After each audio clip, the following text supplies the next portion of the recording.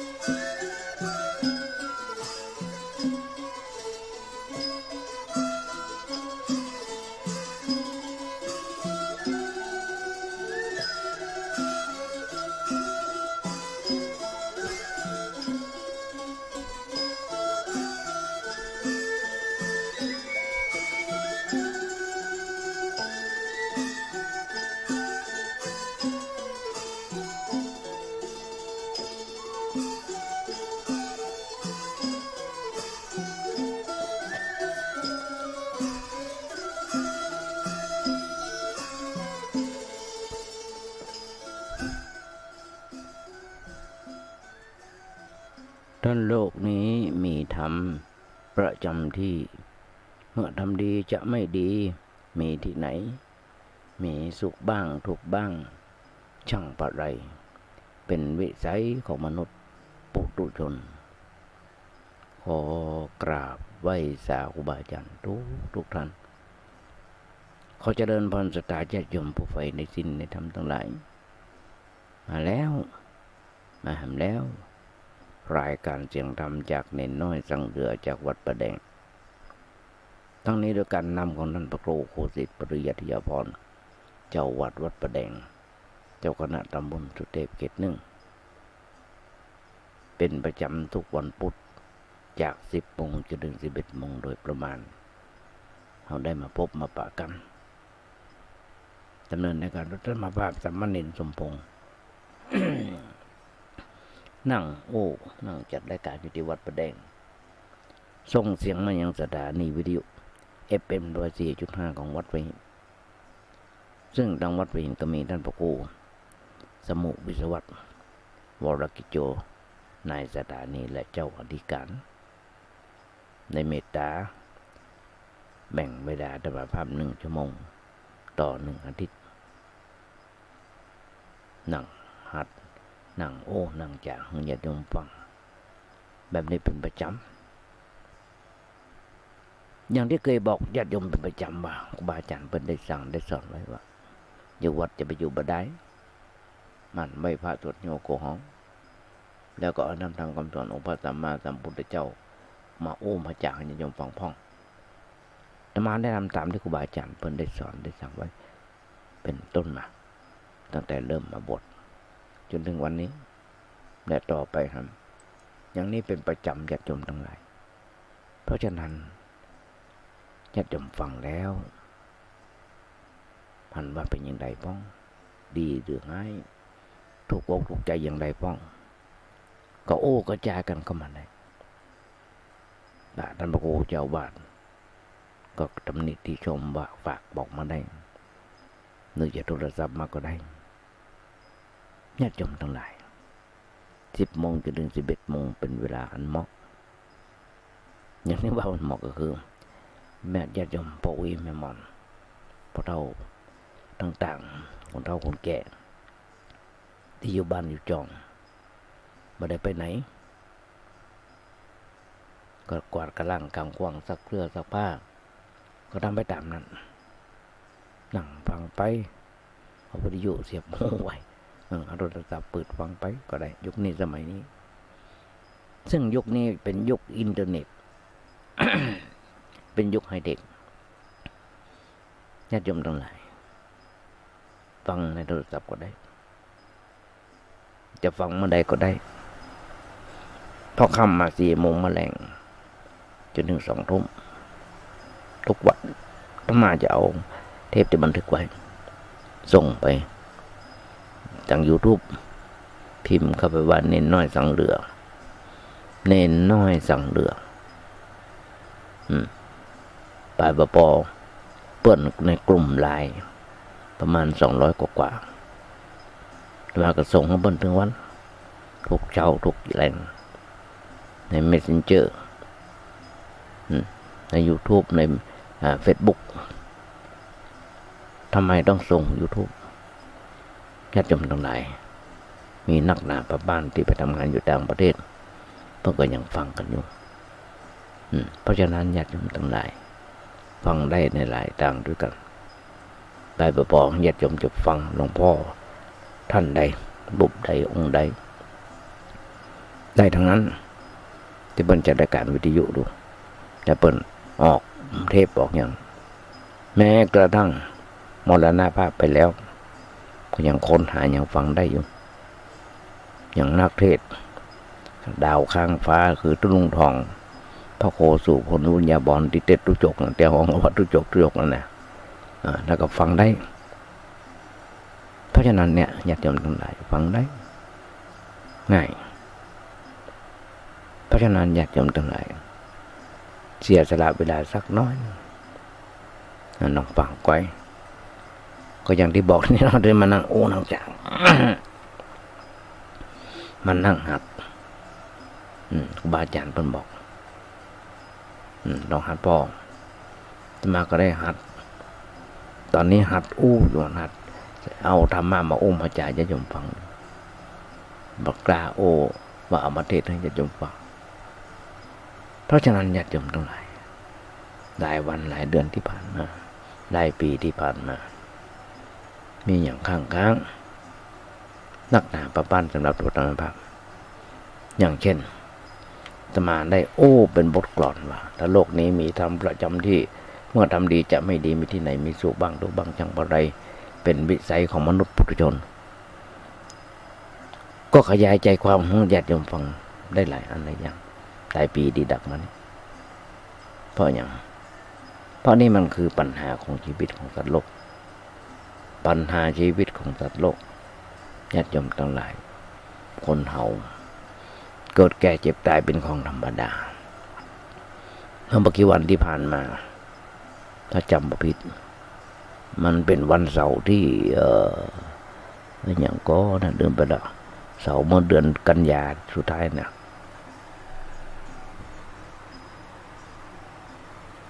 เสาร์วันที่24ถ้าจำผิดถ้าจำผิดนะมานะสมองบอกให้ดีมามีหลานบ่าวอยู่คนนึงเปิ้นถึงแก่กรรมไปอายุได้57หลายโรคแต่มันเป็นทั้งโรคไตอย่างต่างๆแต่เป็นคนต่อสู้ตัวคนเดียวมีกะปิกับน้องลูกบ่มีเมียบ่มีได้ถึงแก่กรรมไปก่อนจะถึงแก่กรรมไปบักกี่วันสักอาทิตย์เปิ้นได้กับหลานน้อยเปิ้นหลานเบาตมาหลานเบาเปิ้นอายุประมาณ11 ขวบวันจำมั่มเปิ้นบอกว่าถ้าตาตายขอของบทตาด้วยเนื้อ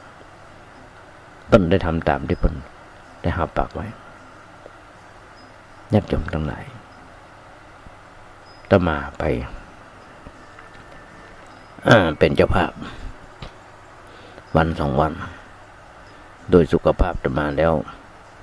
ไม่ค่อยจะเต็มร้อยถูกกลางไปวันนั้นไปฟังธรรมท่านพระครูสมุบุญเลิศชยวังโสเจ้าอาวาสวัดอุโมงค์เมตตามาเทศธรรมผู้ฟังเอาธรรมมาเทศธรรมนั้นมีชื่อว่าธรรมกัมมวจากัมมวจาก็เกี่ยวข้องโดยกรรมของคนเฮาธรรมดาแต่โดย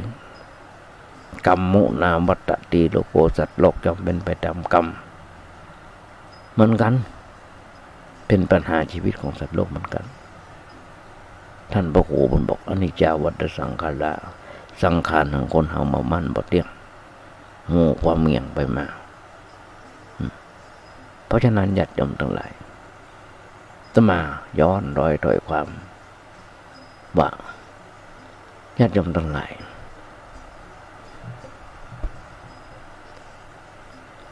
ที่เปิ้นห้องกันมา ทุกคนจะต้องตายคนที่ได้ฟังคงจะนึกคุณข้องมองใจว่าจะมาโอ้นะจะมาแย่งก่อนใช่ญาติโยมทั้งหลายเป็นสิ่งที่เป็นสัจธรรมอย่างหนึ่งคนเฮาที่ใหญ่โตโมโหดานกลับบ้านกลับเมืองอย่างไรก็จังเป็นเศรษฐีหมื่นล้านพันล้านอย่างไรก็จังอย่างในธรรมที่ท่านพระครูมุนเดิดเป็นเทศวันนั้นที่ใหญ่ขนาดไหนก็จังจะไม่ร่ำรวยขนาดไหนก็จังจะใหญ่กว่าล่องไปไม่ได้แล้วทุกคนต้องตายกันทั้งนั้นญาติโยมทั้งหลายเฮาหนีความตายบ่พ้นหนีความตายไปบ่พ้นแต่ถ้าไปมาโอ้ว่าคุณโยมหรือว่าคุณบาจาก็จะต้องตาย กรรมเนี่ยมันมีใครชอบบ่มีใครชอบแม้แต่คนเดียวก็บ่อย่างก็บอกว่าคนเฮาต้องการจะอยู่ในโลกของมันเมิน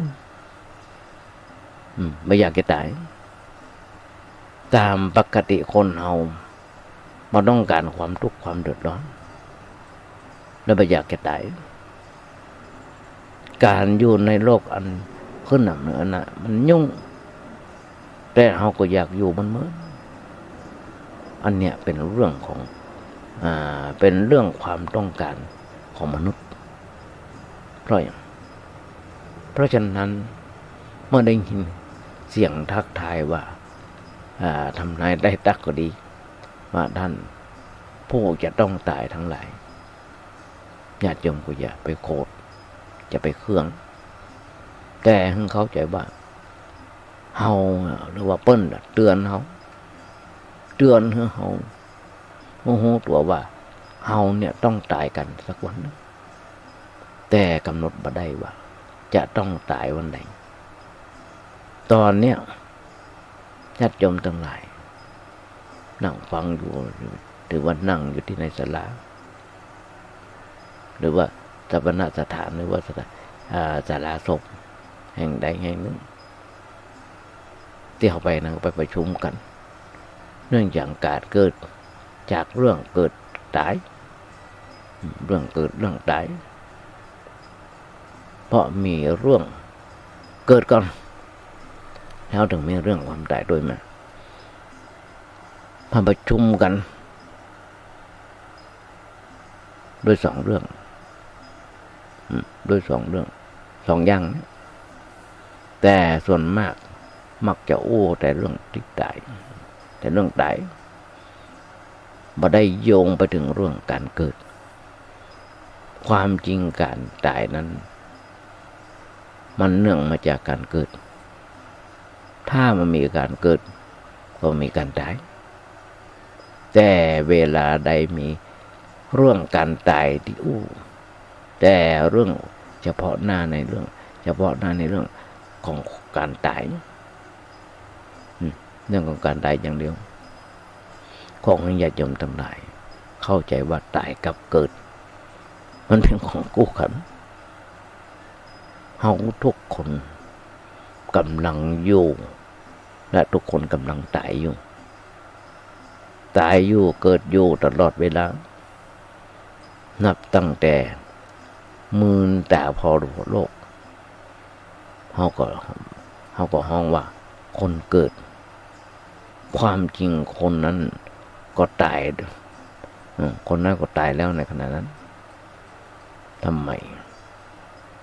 เพราะการตายการเกิดจะเลยเป็นกู้กันตลอดไปมันมีการหยุดยั้งจนกว่าจะถึงเวลา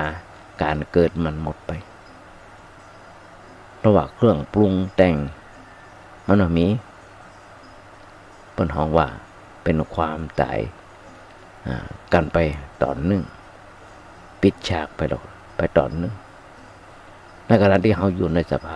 ภาพพอคนอื่นต้นปิดฉากคือตายไปคน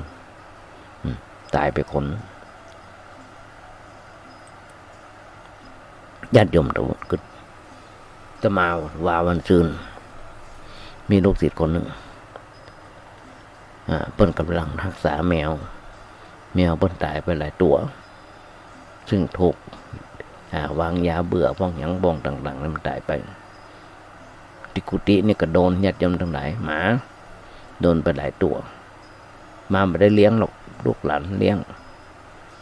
ก็อินดูคุณนามันยังเห่ายังเป็นเสียงเตือนนี่ฟังอยู่คนนั้นมาคนนี้มาก็โดนวางยาตายเหมือนกันมีคนโบราณเปิ้นโอ้สัตว์ที่ตายไปนั้นเป็นการใจกรรมหมดไปแล้วใจภพใจชาติอย่างที่บอกอย่างที่สวดกันนะใจภพใจชาติกันไปตอนนั้นเฮาฆ่าเปิ้นฆ่าเฮาเพราะฉะนั้นญาติโยมทั้งหลายก็ที่มาช่วยกันที่ไปช่วยกันงานต่างๆการช่วยกันในรูปแบบนี้เป็นการกระทำตามประเพณีญาติโยมทั้งหลายเป็นการทำตามประเพณีอย่างไรอาตมาได้ไปวันแรกไปช่วยกันแปลงดอกอาตมาเริ่มก่อเกา3-4 อันแปลงดอกบนหลังลงศพหลานแล้วกำลังจะแปลงรูปกรอบรูปได้มีญาติโยมทั้งหลายคนที่เป็นจ้างมาช่วยกันไปช่วยกันแบ่งแต่มายืนเมินบัดได้ขามันซึ้งก็เลยปล่อยมือให้บันฟังให้บันทำพอออกมาแล้วงามขนาดงดงามฝีมือของเจ้าบ้านเจ้าจองที่ช่วยกันโดยเฉพาะกลุ่มแม่บ้านหรือว่าคุณครูนุชใจคำเป็นครูเพิ่นมาสอนเพิ่นมาแบ่งอย่างดอกใบอย่างช่วยกันมาได้ช่วยเป็นน้อยนึงเพราะฉะนั้นเนี่ยอย่าจำทั้งหลายคนเฮาช่วยกันคนละไม้คนละมืองานต่างๆก็สำเร็จรุ่ล่วงไปด้วยดีเพราะอย่างญาติโยมทั้งหลายตามประเพณีพวกเฮาญาติโยมทั้งหลายเป็นอยู่ในโลกคนที่เจริญทั้งหลาย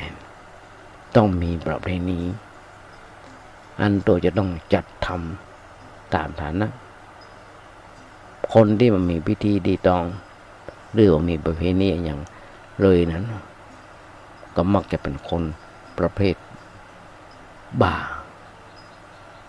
เป็นคนบ้าคนเถื่อนที่ยังมีความก้าวหน้าเปิ้นฮ้องว่าบ่มีอริยธรรมมีอริยธรรมเป็นหลักเป็นปฏิบัติแต่ถ้าเป็นคนมีความเจริญพอสมควรก็ย่อมจะมีประเพณีจะมีระเบียบประเพณีอันตัวจะต้องปฏิบัติด้วยกันทั้งนั้นอย่าว่าแต่คนในบ้านในเมืองเลยแม้แต่ตามป่าตามดงน้องว่าเจ้าป่าเจ้าเขาอันยังบอกเจริญเหมือนกับเฮาแต่เจ้าเมืองเปิ้นก็มีขนบธรรมเนียมประเพณีของเปิ้นกับการเกิดการตายโดยเฉพาะเวลาตายนั้นผมจะมีประเพณีอันจะต้องจัดต้องกระทำตามพอสมควรแก่ฐานะใจเวลาน้อยลงใจเวลาเฮ้ยยาวเพราะเป็นเรื่องที่จะต้องทำด้วยกันทั้งนั้นคนเฮานะอย่าจำทั้งหลาย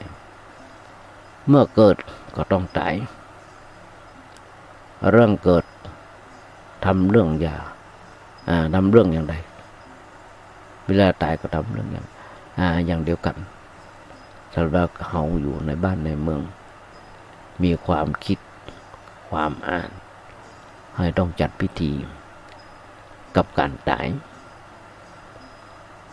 เพราะสิ่งหลายอย่างพิธีเกี่ยวกับการตายนั้นมักจะต่อเนื่องด้วยอันในศาสนาเพราะเป็นเรื่อง บำเพ็ญคุณงามความดี สามารถสามารถตามหลักคำสอนในพุทธศาสนาทุกศาสนาเนี่ยญาติโยมทั้งหลายอาตมาถึงบอกนี่คือหลักนี่คือปัญหาชีวิตของสัตว์โลกเพราะฉะนั้นญาติโยมทั้งหลายอย่างที่บอกก็ญาติโยมฟังได้ว่าเวทนาขันธ์เป็นธรรมที่ทรงไว้ซึ่งทุกข์เวทนาเป็นความหูหูสึกเกิดกับจิตทุกดวงเป็นสุขเวทนาทุกขเวทนาทุกขสุขเวทนาพ้องตามอำนาจแห่งกายกสิทธิ์สกายสิทธิจัดโลกเมื่อความสำคัญแก่เวทนาบ่น้อยเลยล่ะญาติโยมทั้งหลายอาตมาได้ฟังท่านพระครูปริยัติยานุศาสตร์เพิ่นได้จัดรายการวิทยุจากต่างประเทศเพิ่นส่งมาให้ทุกคนที่เป็นเพื่อนกันใน Facebook ใน Messenger ส่งมาให้อาตมาด้วยอาตมาเปิดพอเพิ่นฟังเพิ่นถึงวันเพิ่นเขาถึงบอกสกายทิฏฐิสัตว์โลกเวลาเนี้ยคือตัวเฮาหรือชีวิตของเฮาเช่นกันมันรู้สึกเจ็บที่กายหรือเกิดทุกข์ที่ใจก็ยึดว่าตัวเฮานี่แหละเจ็บตัวเฮานี่แหละทุกข์เฮาฮักตัวเองมากที่สุด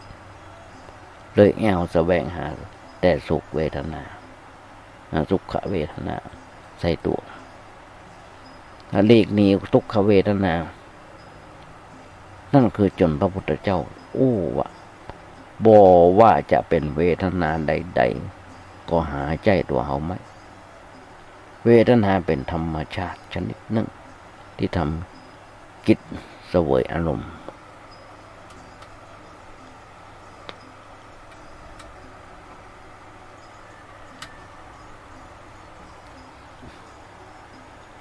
เพราะฉะนั้นเวทนาเกิดมาแต่เหตุหลวงพ่อพระองค์บอกพระเจ้าถึงบอกผัสมีก็ผัสสะนั่นแหละเป็นเหตุใกล้เมื่อผัสสะเกิดเวทนาก็จะเกิดเช่นทางชิวหาทวารเมื่อรสสัมผัสลิ้นชิวหาวิญญาณก็เกิดเวทนาอันเกิดแก่ชิวหาสัมผัสก็เกิดร่วมด้วยแต่บ่มีผู้ใดไปทำให้เวทนานั้นเกิดโดยเฉพาะสุขเวทนาที่ทุกคนปรารถนาก็มีโทษหนักกว่าทุกขเวทนาหนักกว่าทุกขเวทนาด้วยซ้ำไปเพราะสุขเวทนาที่มาจากกามคุณนั้นเป็นปัจจัยแก่กามตัณหาก็ตัณหานี่แหละเป็นตัวการสำคัญที่นำชาติทุกข์ชราทุกข์มาให้เสียมความจริงนี่แหละพระเจ้าคนแล้วเลยนำมาเปิดเผยแก่ชาวโลกแก่มนุษย์อันสุขเวทนาที่เกิดจากรูปเสียงกลิ่นรส สัมผัสก็ทุกคนตามล่าตัวหามันด้วยความทุกข์ยากนั้นที่แท้มันเป็นเพียง ปรสิตธรรมเป็นเพียงปริตธรรมคือเป็นธรรมเล็กๆน้อยๆนิดหน่อยญาติโยมทั้งหลายตามอรรถกถาเปิ้นเปรียบเวทนาเป็นคล้ายๆกับต่อมน้ำที่ลอยอยู่ต่อมน้ำหรือเม็ดน้ำน้อยๆที่ลอยอยู่บนผิวน้ำเมื่อยามฝนตกเม็ดฝนตกมาลอยบ้องหายเป็นเม็ดน้อยเกิดขึ้นชั่วขณะก็แตกดับไปหามีสาระแก่นสารไม่เช่นเมื่อหันรูปงามๆก็หูว่าชั่วขณะ น้อยเดียวหันน้อยเดียวได้ฟังเสียงเพราะ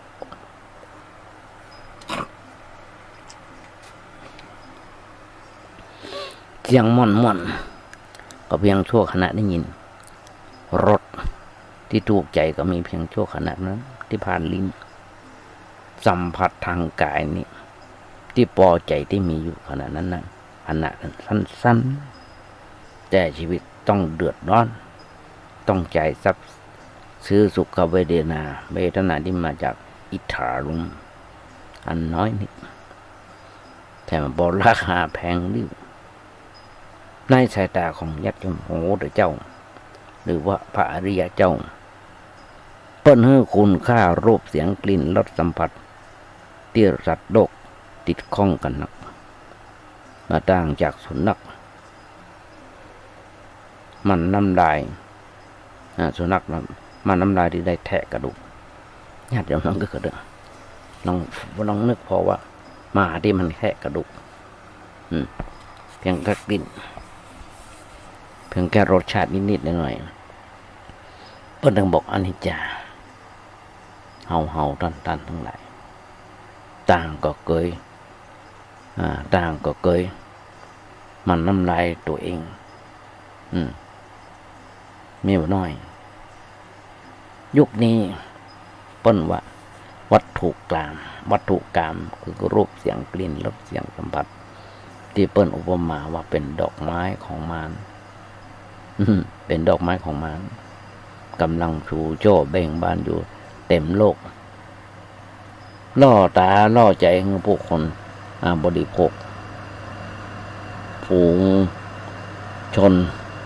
ผู้มืดบอดไปด้วยอวิชชานั่นคือความบอกหูนั่นคือความบอกหูกำลังชูช่อเบ่งบานอยู่เต็มโลกถึงบอกล่อใจล่อตาล่อใจฝูงชนผู้มืดบอดไปด้วยอวิชชาลุกโชนจดช่วงด้วยตัณหาก็พากันไปบริโภคจนลืมตัวจนเกินเหตุเกินความจำเป็นเลยพากันเดือดร้อนจากการแสวงหาป่าเกิดหนี้สินล้นพ้นท่วมตัวต่างก็เดือดร้อนกันทนทั่ว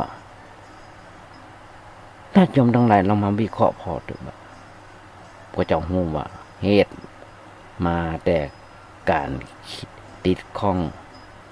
ความต้องการในสุขเวทนาที่มาจากวัตถุกรรมจะจมลงคือก่อนนะ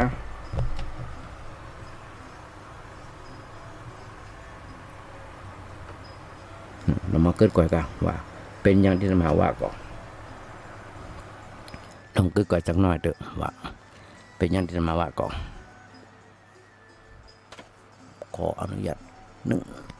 แบ่งไม้กำเดียวเป็นอย่างที่มาว่าก่อนลองตึกก่อนเถอะเพราะฉะนั้นในสายตาของบัณฑิตปัญหาสัตว์โลกถูกวัตถุกรรมครอบงำถูกเวทนาเหยียบย่ำแต่ในสายตาของพาลของคนพาลบุคคลผู้เปี่ยมล้นไปด้วยตัณหารับหันวิปลาสไปว่าวัตถุกรรมนำมาซึ่งความสุขความสำราญความสะดวกสบายแต่วัตถุกรรมจะมีค่าจะอยู่ได้ก็ชั่ววิบัติจะอยู่ได้ก็ชั่ววิบัติยังมาครอบงำแต่จะดำรงคงทนต่อไปก็ไม่ใช่ญาติโยมทั้งหลายในอริยวินัยต้นของวัตถุกรรมนี่แหละนำแต่ทุกข์มาให้สัตว์โลกแท้จริงแล้วสัตว์โลกตกเป็นทาสของทุกขสุขเวทนาที่มาจากวัตถุกรรมเวลาเนี่ยแหละญาติโยมทั้งหลายเป็นปัจจัยแก่ตัณหาซึ่งพากันแย่งชิงรูปเสียงกลิ่นรสสัมผัสกันสุดเวียง ทั้งสุจริตและทุจริต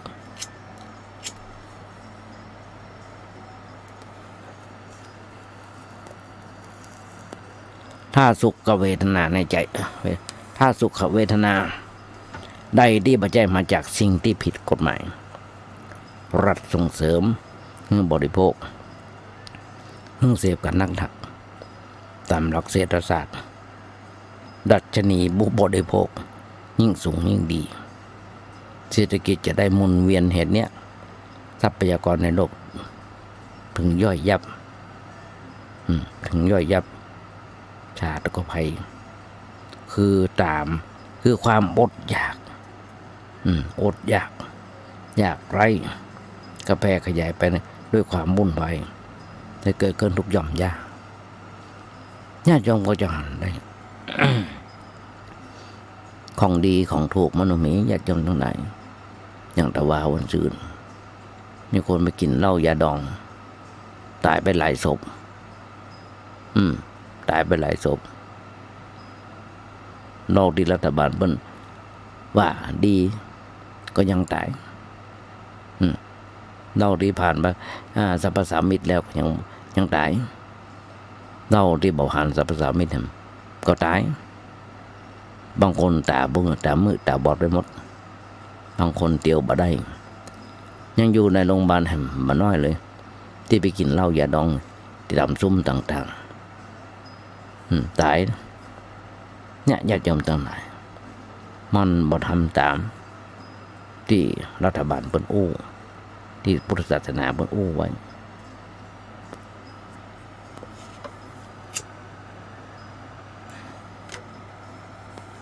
ญาติโยมก็ละมาคือกับว่าเมื่อพระโอสัมมาสัมมาเมื่อพระพุทธเจ้าสัมมาสัมพุทธเจ้าป้นเสด็จอุบัติขึ้นมาทรงประกาศความจริงว่าความกามสุขที่ทุกคนต่อสู้แย่งชิงกันนั้นที่แท้ก็เป็นการแย่งชิงสิ่งเสพติดนี่เองขณะเสพมีความสุขเหลือล้นหลังการเสพทุกข์ก็ท่วมท้นเช่นกันเพราะตามกฎแห่งปฏิจจสมุปบาทตัวทั้งหลังมาเวทนาในโลกียะจิตเกิดขึ้นต้องถามต้องตัวมาด้วยตัณหาอุปทานภพชาติเสมอก็ตัณหานี่แหละเป็นทุกขสมุทัยที่ป่าสัตว์เร่ร่อนไปในภพที่กันดารได้แก่กันดารคือชาติคือดารคือชาติลากันดารคือชาลากันดารคือพยาธิและมรณะอย่างพระพุทธเจ้าบทอู้ไว้โทษของเวทนาไว้หลายอันหลายอย่างเปิ้นอู้ไว้อย่างไรผมญาติโยมก็ลองฟังกันว่าพระเจ้าอู้ว่าดูก่อนภิกษุทั้งหลายคนใดเพลิดเพลินเวทนาผู้นั้นชื่อว่าเพลิดเพลินทุกข์ผู้ใดเพลิดเพลินทุกข์เอาอู้ว่าผู้นั้นย่อมไม่พ้นจากทุกข์ดูความมิสุทั้งหลายความเกิดขึ้นความตั้งอยู่ความบังเอิญปรากฏแห่งเวทนานี่เป็นความเกิดขึ้นแห่งทุกข์เป็นความตั้งอยู่ของโรคเป็นความตั้งอยู่แห่งโรคเป็นความปรากฏแห่งชราและมรณะญาติโยมทั้งหลายในมาหันติยสูตรพระบอกว่าพระพุทธเจ้าบอกว่าสุขเวทนาที่เกิดจากรูปสัมผัสกับตาเสียงสัมผัสกับหูกลิ่นสัมผัสทางจมูกรสสัมผัสทางลิ้นโผฏฐัพพะสัมผัสทางกายซึ่งเป็นกามสุขย่อมมาต่างจากสุขเวทนาของคนเป็นโรคเรื้อนที่เก่าบากแผลโดยเล็บย่างกายให้ร้อน ที่หลุมทานเพลิงญาติโยมทั้งหลายอนิจจาตาหูจมูกลิ้นกายใจบอกว่าจะเป็นของไผ่ที่แท้มันคือแผ่ใหญ่นี้กามทั้งหลายเปรียบด้วยร่างกระดูกมีโทษนักมีสุขนักมีโทษนักมีทุกข์นักกามก็เลยเปรียบเช่นชิ้นเนื้อกามเปรียบด้วยหอกด้วยดาบกามเปรียบด้วยความฝันเปรียบไปด้วยลมทานไฟอนิจจาเราจะต้องถูกเพลิงหรือว่าไฟเผาไปแหมเหมือนตัวใดญาติโยมทั้งหลายอย่างที่เคยอู้ญาติโยมทั้งหลายฟังเกมาทีดีนะครับพระเคมาทีดีอู้กับมารที่ประวัติดมว่ากามทั้งปวงอุปมาด้วยหอกและเหลามีขันธ์ห้าเป็นเพียงรองศัพท์เป็นเคียงรองศัพท์เพียงรองศัพท์เคียงรองศัพท์อนิจจาเฮาเองต้องถูกศัพท์ต่อไปให้มึงเท่าใดก่อนพระเจ้าว่าบัณฑิตทั้งหลายหันโทษของกามใหญ่โตเท่าภูเขาแต่หันคุณของกามเป็นเพียงก้อนข้าวสุกที่ทำให้สุนัขกระดิกหางได้ต่ออันนี่พระเจ้ามันเปรียบไปท่านจงกำลังกึกก้อยว่าจะเป็นจริงอย่างที่ตมาได้อู้อย่าจงฟังก่อนถ้าจมตั้งหลายเปิ้ลถึงบอกอนิจจาคนเฮาลงผิดมาจาเหมือนมาจานานดูช่างโง่เขายิ่งเนาะคนเฮานะอย่าจำนะบอกว่าสัตว์สิ่งหิ่งห้อยตามภพตามชาติของเปิ้นใจภพใจชาติไปอย่างที่เฮาเคยหูกันว่าคนใดก็จังที่ฆ่าตัวตายนี่ว่าไปฆ่าคนตายเอาว่าฆ่าตัวตายต้องใจกลับมาใจภพใจชาติเจ็ดชาติตายแล้วเกิดแล้วตายตายแล้วเกิดแล้วตายก็ญาติโยมลองเกิดไปเคยฟังพระสงฆ์องค์เจ้าไปเคยอ่านในเรื่องพระมารายโปรดโลกทำอะไรโปรดโลกอาตมาถึงบอกวันหนึ่งที่พระพุทธเจ้าของเราเสด็จจากดาวดึงส์เสด็จจากสวรรค์ลงมาออกจากฌานแล้วก็เสด็จมาเพื่อจะมาโปรดพระมารดาที่บนสวรรค์ไปโปรดพระมารดาเสร็จเรียบร้อยแล้วปิกลงมาโปรดอย่างมนุษย์แต่ก่อนที่จะมาเมืองมนุษย์จาโยมมิบาลกดนิมนต์พระเจ้าไปเอี่ยวในขุมนรกต่างๆเปิ้นบอกโลหะคุมพีใหญ่ใจพอดีผู้สู่ทหารนรกเป็นเปรตบนกัวเนี่ยจำได้พระเจ้าไปมี8 หม้อตั้งแต่หม้อน้อยถึงหม้อใหญ่มีคนหลายคนที่ถูกกระทำโทษไล่ขึ้นต้นงิ้วเอาหอกแหลมแทงตกลงมาตายแล้วเกิดตายแล้วฟื้นแทงเข้าไปแบบนั้นอยู่เมินเลยบางคนก็ตกนรกอยู่ตกหม้อนรกอยู่หม้อนรกมีหลายอย่างอย่าจำทั้งหลายอย่างที่ในธรรมบนบอกแล้วก็งูเจ้านรกเปิ้นสั่งเปิ้นฝากไม่ใช่สั่งฝากกรรมขอร้องกับพระพุทธเจ้ามาไปบอกลูกหลานตันเต้าญาติพี่น้องพ่อแม่ที่อยู่ยังโลกมนุษย์ว่าอย่าได้ทำบาปทำกรรมกันเนอะขอมีศีลมีธรรมกันเนอะอาตมาถึงบอกหลวงปู่หลวงพ่อเพิ่นถึงบอกธรรมะแม่กลับมาโลกาจะวินาศทุกคนมีศีลเหมือนกันศีลนี่สำคัญที่สุดญาติโยมทั้งหลายศีลนี่สำคัญในที่สุดแล้วพระเจ้าปิกลงมาฝากเอากรรมฝากกรรมอู้ของสัตว์นรกต่างๆมาฝากมาบอกชาวบ้านชาวจองแล้วเอาไว้ธรรมาจะมาโอ้มาอย่างมันในเรื่องนี้เต็มให้ฟังเพราะว่าจำได้ครับคลาเพราะว่ามันเหมือนได้คำทำบุกนี้มาเต็มเพราะฉะนั้นนี่แหละจะจำทั้งหลาย คนเฮา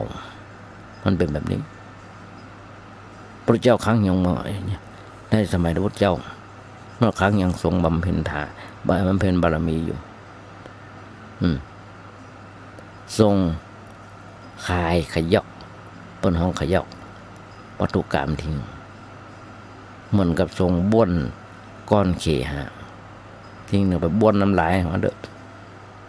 ญาติโยมทั้งหลายเฮายังอเด็ดลอยอยู่กับสิ่งที่พระอริยเจ้าเปิ้นบ้วนทิ้ง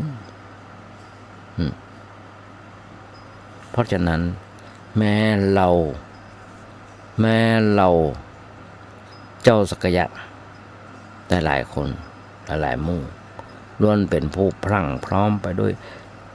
เบญจกามคุณเมื่อออกบวชตามพระพุทธเจ้าแล้วก็สละพกขทรัพย์กองไงเหมือนกับว่นก้อนเข็มละทิ้งไปญาติโยมทั้งหลายคนทั่วไปยุคนี้มีเสื้อผ้าเต็มตู้จะฮือทานไผสักตัวหนึ่งก็ยังต้องหัวเลือกหัวอย่างพอห่างไกลพอห่างไกลแม้จะเป็นสุขเวทนาในฌานสมบัติของปุถุชนผู้ไม่มุ่งหวังผลวัฏฏะอันเป็นสุขเวทนาที่ประณีตก็ยังนำมาซึ่งสังขารทุกข์จะเจ็บป่วยก็ไปถึงใหญ่ไปถึงไหนถึงสุขเวทนาที่มาจากกามอันต่ำสามแล้วเฮาจึงควรสละกามมาสุขอันเล็กน้อยเพราะแลกกับสุขอันใหญ่อันไพบูรณ์เป็นสุขที่สะอาดปราศจากเครื่องร้อยรัดเป็นสุขชั่วนิรันดร์นั่นคือนิพพานสุขญาติโยมพระเจ้าปุณณโอวาสัญญาขันธ์เป็นธรรมที่ทรงไว้ซึ่งทุกข์นั่นโอ้ไปถึงเจตสิกซึ่งเป็นธรรมชนิดเป็นธรรมชาติชนิดหนึ่งที่เกิดพร้อมกับจิตเกิดพร้อมกับจิตดับพร้อมกับจิตเกิดพร้อมกับจิตดับกับพร้อมจิตดับพร้อมจิตมีอารมณ์เช่นเดียวกับจิตเกิดกับจิตทุกดวงมีหน้าที่จดจำอารมณ์ซึ่ง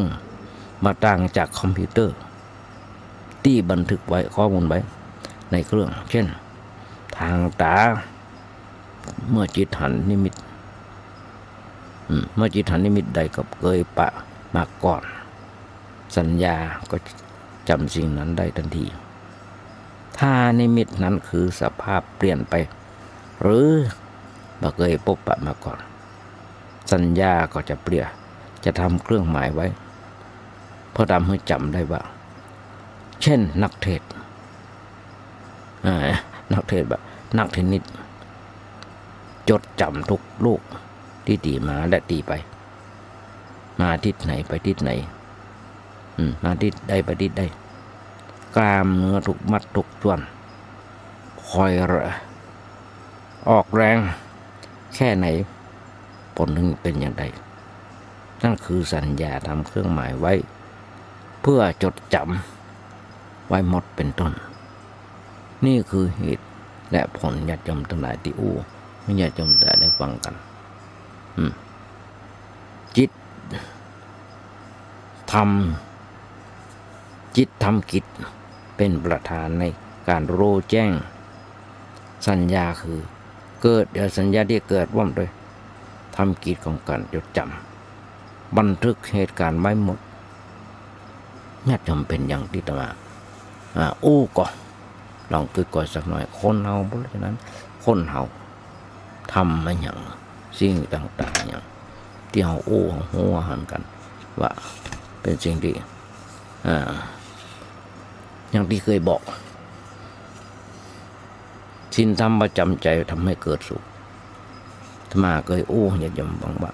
ศีล5ประการมีศีลธรรมประจำใจทำให้เกิดสุขอย่างไร ญาติโยมน้องกระเดอะพ่อแม่ที่มีความฮักลูกหาทางช่วยลูกด้วยการนำเข้าวัดคือจะเอามาบวชแต่เรื่องบวชเนี่ยพ่อแม่พอเข้าใจที่ผ่านมามีบ่อยๆมีคนโทรมาถามมีคนมาถามมีบ่อยๆมาถึงก็ว่าจะเอาลูกมาบวชหน่อยตอนนี้โรงเรียนมันปิดบวชกี่วันเอาสัก7 วันก็พอบวชทำไมบวช7 วันญาติโยมนั่นก็จะมีนักในแบบนี้ความเป็นมาของศีลหลักปฏิบัติเพื่อคุ้มครองจิตใจศีลเป็นหลักปฏิบัติเพื่อคุ้มครองจิตใจทำไมต้องมีศีลน่าคิดนะญาติโยมทั้งหลายบางคนถามเราทำไมคนไทยต้องมีศีลมหันอย่างอื่นเบิ้ลมีศีลกันหรอกผมหันคนอื่นเบิ้ลมีศีลกันหรอกนี่มาน้อยหรอแบบเนี้ยตึงบอกทำไมต้องมาศีลคือเป็นเครื่องคุ้มครองจิตใจเพราะว่าจิตใจของคนเฮา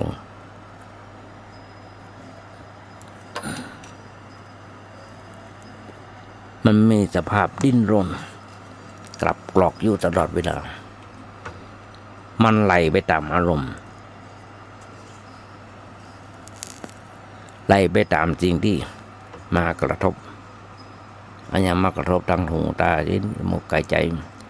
จมันก็ไหลไปแต่อย่างนั้นติดพันในเรื่องนั้น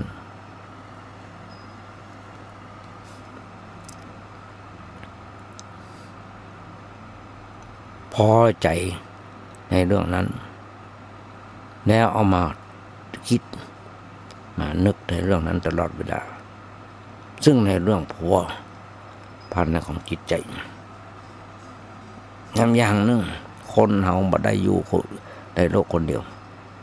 บ่ได้อยู่คนเดียวในโลกเฮาอยู่กันเป็นครอบครัวเฮาอยู่กันเป็นครอบครัวเป็นหมู่บ้านเป็นตำบลรวมกันเข้าก็เป็นชีวิตในสังคมอันชีวิตในสังคมนั้นย่อมมีการกระทบกระทั่งกันเป็นธรรมดาทั้งส่วนชั่วและส่วนดีถ้าเราทำเรื่องดีก็มากระทบคนอื่นในทางสายตาสบายใจถ้าเราทำเรื่องบดีมันก็กระทบคนอื่นในทางที่บ่สบายใจมีการกระทบกระทั่งกันแต่ว่าเรื่องดีมันกระทบบ่เท่าใดมันกระทบกระเทือนจิตใจแต่เรื่องเสียกระทบแรงกระเทือนแรงทำให้เกิดความทุกข์ทำให้เกิดความทุกข์เกิดปัญหาขึ้นในจิตใจแล้วเมื่อมีปัญหาความทุกข์ขึ้นแล้วมีความทุกข์ขึ้นแล้วมีไอ้หยังเป็นเครื่องระงับยับยั้งชั่งใจควบคุมบ่ได้มีเครื่องควบคุมจิตใจเลยลุกลามเป็นฟืนเป็นไฟขึ้นมาเผาไหม้ตัวเองเผาไหม้คนอื่นได้รับความทุกข์ความเดือดร้อนญาติโยมน้องกึกกระเดอเฮาหันละอ่อนไว้สะรุ่นประจุหกล้นหมดเนี่ยงูทะลุถุงมาเกิดฆ่ากันฆ่าตีรันพันแตงกันฆ่ากันถึงวันมาว่าบ้านเปิ้นมาว่าบ้านเฮาขับรถแม่นหลวงพ่อด้วยญาติโยมทั้งหลายเมื่อกี้วันที่ผ่านมานี่ข่าวก็ยังมาจบคนเดียวเพราะฉะนั้นเนี่ยลูกหลานท่านเต้าพ่อแม่พี่น้องทั้งหลายเราต้องช่วยกันตัวอย่างที่เราจะเห็นได้ง่ายในยุคปัจจุบันคนมันจะโคตรกันง่ายๆโคตรกันน้อยๆนิดหน่อยมันก็จะฆ่ากันละที่อู้เนี่ยนะมันก็จะฆ่าบนละแค่พอหน้ามาได้มันก็จะฆ่าบนละขับรถตัดหน้าหน่อยมันก็จะฆ่าบนละเอาง่ายๆยิ้มใส่เบิร์ดแล้วเพิ่มมายิ้มใส่เฮานะก็จะฆ่าละก็จะฆ่าเบิร์ดละท่านเขาจะมีหลักมี ฮือพอหึงหันถึงวัน อารมณ์ชั่ววูบสิ่งที่เปิ้นอู้ที่เปิ้นต่อสู้ บอกว่ารู้เท่าไม่ถึงการบอกว่าจะเป็นระดับไหนโยมเท่าไหร่เจ้าเนี่ยมาอู้เจ้าเนี่ยมาอ้างกรรมเนี่ยมาอ้างรู้เท่าไม่ถึงการคิดน้อยไปเนี่ยพระเจ้าเนี่ยมาอู้ขนาดระดับนะระดับ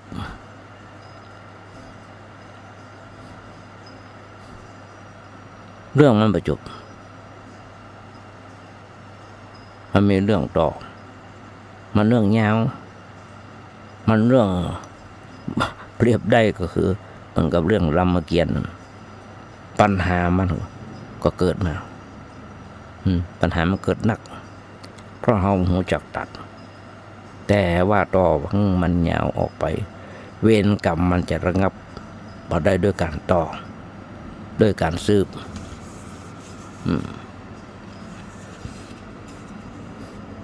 ด้วยการจองเวรเพราะฉะนั้นเวรระงับด้วยการไม่จองเวรระงับจงระงับด้วยการมาจองเวรกันด้วย อย่างน้อยๆศีล 5ประการจะต้องมีหลักเป็นเครื่องคุ้มครองจิตใจกันคนปฏิบัติว่าเฮาจะมาทำอย่างนั้นมาทำอย่างนี้เราได้มีศีลเกิดขึ้น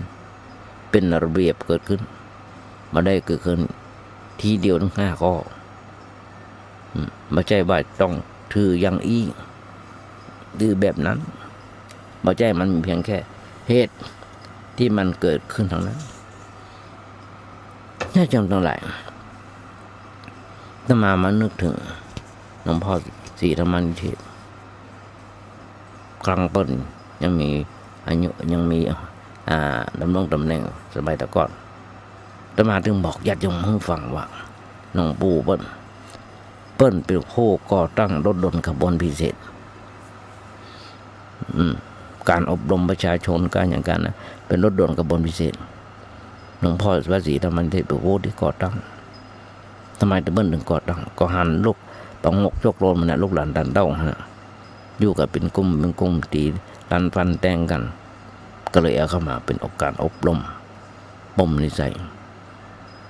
แต่ก่อนมีแต่เรื่องเทศมีแต่เรื่องเทศให้ฟังพระศรีธรรมนิเทศนะเทศให้ฟังจัดกลุ่มหนุ่มสาวกันอย่างกันนะเป็นกลุ่มไปจัดไปตามวัดตามวาต่างๆในพรรษาเขามี13-15 ศีล13 ศีลแล้วก็15 วัดเพิ่นจัดกันแบบนั้นเอามาเล็กหลอนลูกหลานดันเต้าของเขานะที่บอกว่าเป็นเยาวชนไปอบรมฟังเทศเพิ่นก็จะสอนตั้งแต่หันมาก็มีการเผาลงซึ่งมาตอนนี้เปลี่ยนแปลงใหม่เทศน้อยเดียวเทศน้อยเดียวกิจกรรมมากแล้วพร้อมกับเจริญขึ้นมาแห่งเป็นการอบรม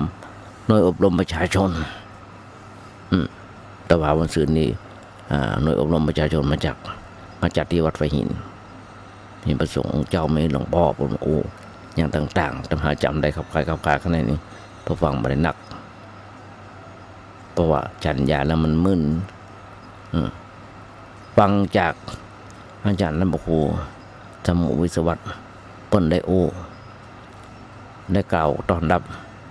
เปิ้นโอ้อยู่กรรมหนึ่งอยู่บทอยู่กรรมหนึ่งบ่าวัดไฟหินเป็นวัดกูบาวัดไฟหินกูเป็นผู้สร้างกูบาวัดไฟหินนี่เป็นไผ่คือพระอภัยสารธาถ้าจำมาผิดหลวงพ่อท่านพระครูสมุวิศวัตบอกว่าเป็นพระอริยสงฆ์เป็นพระเถระรูปหนึ่งและเป็นสังฆราชรูปที่ 2ของเจ้าใหม่ของเราหรือว่าของประเทศไทยของเราลูกญาติโยมทั้งหลายครูบาอภัยสารธาเนี่ยมีประวัติยาวแต่มาลืมกรรมเข้ามาอ่านด้วยลืมกรรมเข้ามาอ่านแล้วจะมาอ่านแล้วจะมาอู้ให้ญาติโยมฟังและฟังจากท่านพระครูสมุวิศวัตก็ได้เพราะฉะนั้นเนี่ยญาติโยมทั้งหลายศีล 5 ข้อนะมันเป็นหลักที่สำคัญ เอามาสืบมาสร้างกันโดยตลอดมาจนทุกตัวคนแต่สมัยครั้งโบราณยังเป็นยุคดึกดำบรรพ์เพิ่นบอกว่าคนยังบ่เจริญเลยเนี่ยนะอยู่กันตามป่าตามดงอยู่ใต้ต้นไม้อยู่ในถ้ำอย่างเงี้ยยังบ่เจริญอย่างผลหมากไม้หรือว่าอาหารที่ไปทำมาหากินกันตามป่าหรือไปกำยับสัตว์อย่างต่างๆกินดิบทั้งนั้นเนื้อสัตว์ก็ดิบผลไม้ก็ดิบเผือกมันก็ดิบกินตับก็บิดทั้งท้องไส้คนนั้นนี้ต่างค่อยเครื่องย่อยดีไหมเพราะย่อยทั้งเนื้อดิบได้ย่อยเปลือกมันดิบได้ผลไม้ดิบก็ได้บ่ฮู้จักหุงต้มเพราะมันบ่ฮู้จักใช้ไฟแต่ว่ามันเป็นปัญหามีแหมนักญาติโยมหุ่นทุนนำทั้งหลายที่จะจะจางไม่โยมฟังมาเดี๋ยวพอเวลาก็จะหมดลำดับเพราะฉะนั้นก็อย่ามากันในวันต่อไปนะญาติโยมทั้งหลายเลย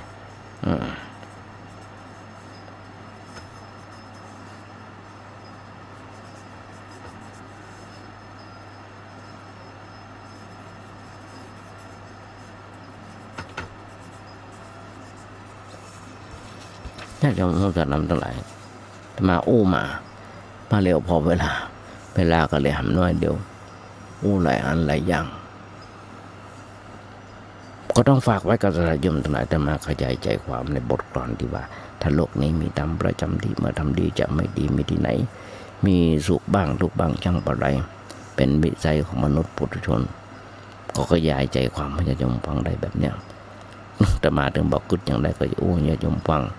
วางใจเป็นอย่างยิ่งว่าวันนี้ญาติโยมคงได้อัญญาบรรณก็น้อยแต่ท้ายรายการวันนี้แต่มาภาคว่าเอางานบุญงานกุศลบอกญาติโยมทั้งหลายด้วยมาทางวัดประแดงเฮาตอนที่ผ่านมามีการก่อร่างห้างแปลงซ่อมแซมเสนาสนะเสร็จหลายอันหลายอย่าง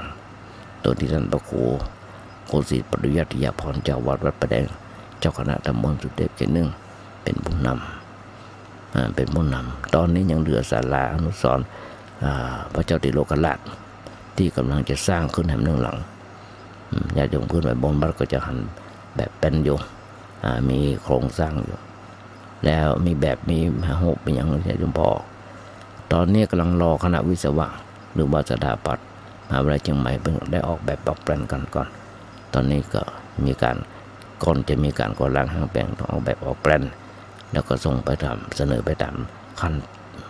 ชั้นยศขั้นชั้นต่างๆเพราะฉะนั้นฝากบอกญาติโยมบุญญาติโยมทั้งหลายด้วยและในวันที่30 ตุลานี้ทางวัดประแดงเขาจะมีการทอดกฐินสามัคคีโดยมีคณะวิศวกรรมเป็นประธาน